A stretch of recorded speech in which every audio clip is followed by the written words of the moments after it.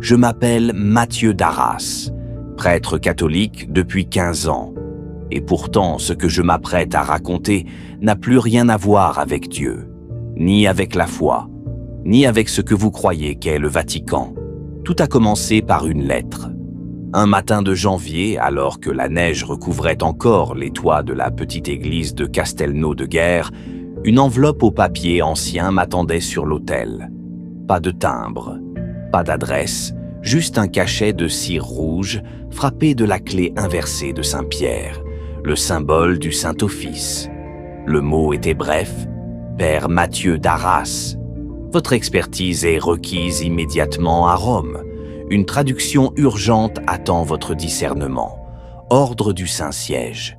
Discrétion absolue requise. Aucun contact extérieur autorisé. Il y avait un billet d'avion daté du jour même et une consigne. Ne prévenez personne. Le silence est la première prière. J'aurais dû refuser. Mais une part de moi, celle qui avait passé sa vie à déchiffrer les évangiles oubliés, les écrits apocryphes, les lettres codées des martyrs, cette part-là brûlait de curiosité. À mon arrivée à l'aéroport Léonard de Vinci, 2 hommes en soutane noire m'attendaient sur le tarmac. Ils ne portaient pas de croix, pas de nom, juste une bague d'onyx à l'annulaire gauche. Ils ne m'ont pas salué, ils ont simplement dit « Suivez-nous ». Je m'attendais à rejoindre le Vatican par la grande place, entouré de pèlerins, de cardinaux en robe pourpre, de cloches joyeuses. Mais non, la voiture s'est engagée dans une ruelle à l'arrière du Borgo Santo Spirito et a plongé dans un tunnel souterrain, gardé par 2 gardes suisses armés. Un passage que même les guides les plus érudits ignorent. Nous avons descendu une série de couloirs froids, sans aucune décoration, sans crucifix. Le sol était fait de marbre ancien, taché par endroits.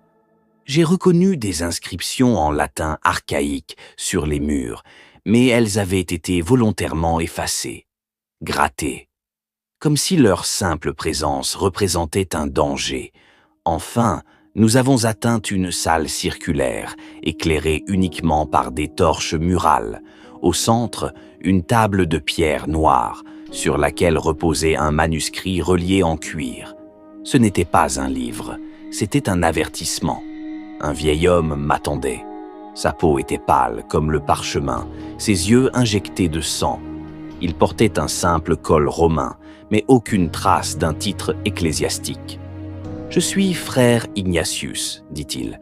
Bienvenue